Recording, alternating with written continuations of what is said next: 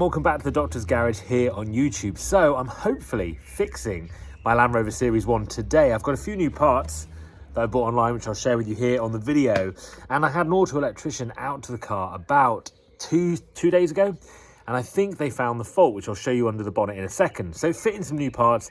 It's the first time I've properly worked really on my Series 1, so going to be taking that step by step, seeing how we get on with it in this video. Hoping by the time I finish filming this video, the car will be running again. Today I'm going to be sharing with you some of the upgrades I've got planned for this car after having it now for about 2 or 3 weeks, after a lot of discussion here on YouTube in the comments section. So I'm going to be sharing with you some of the ideas I've got planned for the next couple of months. Let me take you inside my Series 1. So the problem we found, or when the auto electrician guys came over, they found, was in the distributor caps.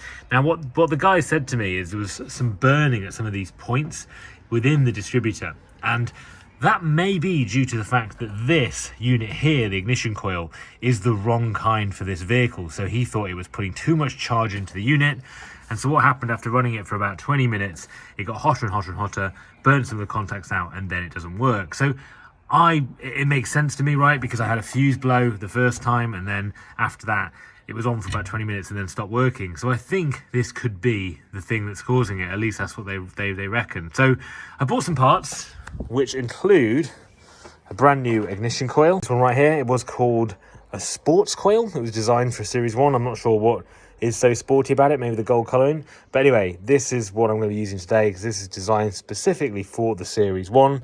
I got all this stuff from JGS 4x4, and they've always been great, actually. Always got stuff out really quickly, so highly recommend those guys. Got a new contact points, which are this little mechanism here, which is what I was talking about. So as that rod in the middle spins, it does this, opens the points gap, and when that happens, you get a little spark, and that's what drives the engine to go. Now you can replace these with electronic ignitions, which is my second chance, or my second option really with this. So I'm going to try this first, because this was all relatively cheap. This is about £6 I think for this piece. So if I can fix this myself, this will be much cheaper rather than going for the full electronic ignition. It also makes it not standard if you do change to electronic, so I thought try and keep it standard as long as I possibly can. I've got a few other bits. Got a condenser, which is a little part that goes within that distributor, and also in here little spinner cap. So this is the thing that goes on top of there, and then if you imagine when this spins round, this then contacts and points within the cap itself. So see that cap there, creates the energy, sends it down the leads into the engine block. So a new one of these as well, just because it's a fresh one. I thought it'd be worth doing again. It was like £1 or something for this, so I thought it was worth getting. So I'm hoping that'll work. So my biggest fear actually is setting the points gap, which I'm not entirely sure about. I have watched quite a few videos. Series here on YouTube, a very good channel. I've hopefully helped them with that. So let's try on this video. Any tips would be much appreciated, as always. I read every single one of them, and it's always great to hear from you guys. So let's get started and try and fix this problem. Started by getting this new gold ignition coil in. A bit difficult to get to the bolts there, but that's done, and the positive and negatives attached. Got to put the main lead in now, which is just here. I have also, in the process, taken the top door off, just because I needed to reach around to get into this side of the bulkhead, so I had a hand each side. So that has now been stripped down a little bit, like I wanted to do. Really easy, just 2 screws, one there and one there, and then the door just simply lifted off. So really easy, and can't wait to see what it looks like when everything else gets taken off it. But for now, let's fix this bit.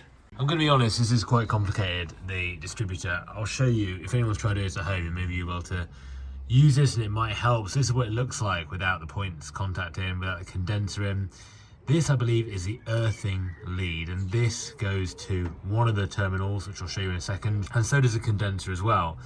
And as this spins, it basically pushes away and opens a points gap when it goes. So this is your adjustment for the points gap, and when you get it to the right adjustment, so when that bit of the square rod that spins round is at the maximum point and opening the points as much as possible, you need a feeler gauge to go down between the points here to measure that distance, and when that's done you can then tighten it with that screw. So this is your adjustment, basically what you need to do. This goes onto this terminal as I was talking about, and so does a condenser, so I'm going to put them in now before I work out how I'm going to set this points gap. So that is a condenser in place, and then this lead also goes to that earthing terminal just there. So that is it built again. I think, I'm not entirely sure, got my new Lucas ignition coil in there, and this rebuilt to what I think is correct, but please correct me if it's not. You can see better from that angle how when that square rod spins, it pushes the red little plastic thing away and opens and closes that points gap. So I sort of understand how that works, but let's see if it actually does. We're on the bit where we have to turn the cam rod in the middle to the bit where there's a hump and therefore open the points gap. So it's in fourth gear, the car's obviously dead and I can't move it at all, so I've enlisted the help of the trusty Defender to move it just like half a foot, and if I do that, what will happen is that cam rod will turn and the points gap will open so we can actually set that. On that, you can see the red bit is right on the point of that square, and as a result, the points gap just there, we can now set. So when you look at this, for those that are completely new to this, like I am, if you're interested, that is your points gap. So that opens and closes, it's open at the moment. So what we're going to do is loosen that screw off, get these together, get something called a feeler gauge, put it between them and measure the distance that we need. So this is a feeler gauge and we need 0.38 millimeters as the distance that we need to put on here. For those that are new to the channel, if you are watching this and wondering what the hell this guy's doing, I am a complete amateur when it comes to anything like this, and this is why it probably looks so amateur and it's taking so long, but I'll be very pleased if I do manage to somehow get this working. So this is it, this is the 0.38 distance that we need between the points gaps. So it's quite small, as you can see. Go slide that between there, and then hopefully, I mean, if it all works, just loosen that screw, tighten it back up again, and that should be it, providing that electronic wiring is correct, which I think it is, but foolishly I didn't take a picture of it before, so I'm trying to work it out online if that is correct. So points gap now set at 0.38 mil, which obviously you can't really see that they're open at all, but apparently they are. I'm going to put that spinner top on now, and that should be the job done. So this is the cap that's on now, and then the spinner bit, then this goes on top here. And I'm hoping that somehow that is going to work, but I'm not feeling that optimistic if I'm honest with you. So that's on, all looks good. So I guess it's just to see if it works or not. So this is the moment of truth. Let's have a look. Got my keyring on from Floyd & Company. If you haven't, go ahead, check them out if you haven't already. Sent me that as a gift, which is very kind of him. So let's have a look. When you put the keys in ignition, pump sounds good. Okay.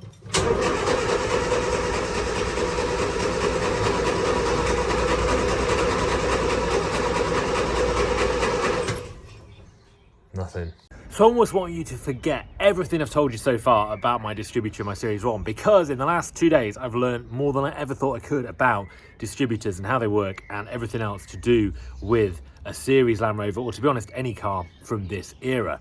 So let me tell you a couple of things. If you've got a Series and you're new to it, this is the battery obviously, and they can be positive earth or negative earth. This is a negative earth battery, which has been converted during its life to be negative earth, so you can run things like a stereo and other things with it. The positive earth vehicles at the time were a little bit harder to work with, but they are the original. Now, in this car, we've got the coil, which I've put here. So what happens is basically your positive lead goes up to the top of that coil. It then makes a circuit through the distributor with the negative lead you can see right here. And the points gap is essentially the route for the circuit to earth. When it connects, it earths. When it doesn't earth, so the circuit's broken. And when the circuit's broken, that period charges the coil, which shoots down the very high voltage electricity down into the distributor cap and into the engine block. So that's how this circuit works. And so it's really, really important with that in mind to think about, you do not want anywhere within the circuitry between that point there and the points gap for the electricity to be able to earth. So any small electrical connection can cause it to earth and therefore stop that coil from having the intervals to charge. So when we look at the distributor with that in mind, you can see the electrical connection from here through the black wire, through that round spring coil to the point there has to be not touching anything metal. And you'll see in the previous videos, videos on this video, that there was a tiny, and I'll put it up on the screen, a tiny piece of metal that was connecting to that screw on the base plate just there. And as a result, the electricity was earthing at that point and never getting to the points gap, and therefore never generating a spark.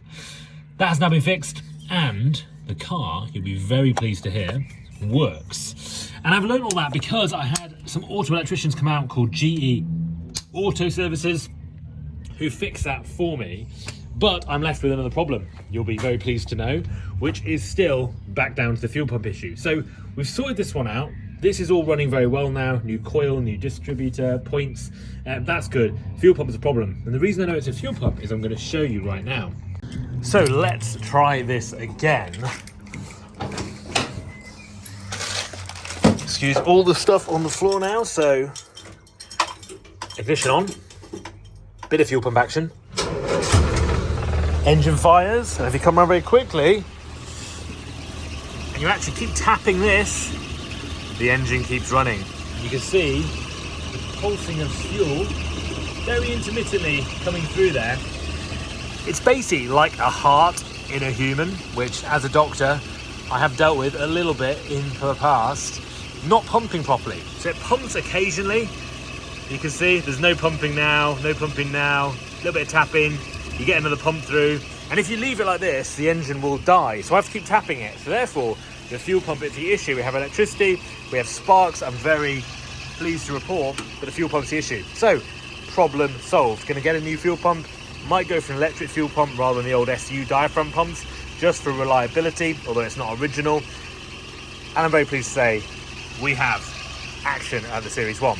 Thanks so much to everyone that helped me get this back working. I'm very grateful, and I'm excited to share with you the next plans really with my Series 1 as a summer car really. So stay tuned to the channel and I'll see you guys in the next video.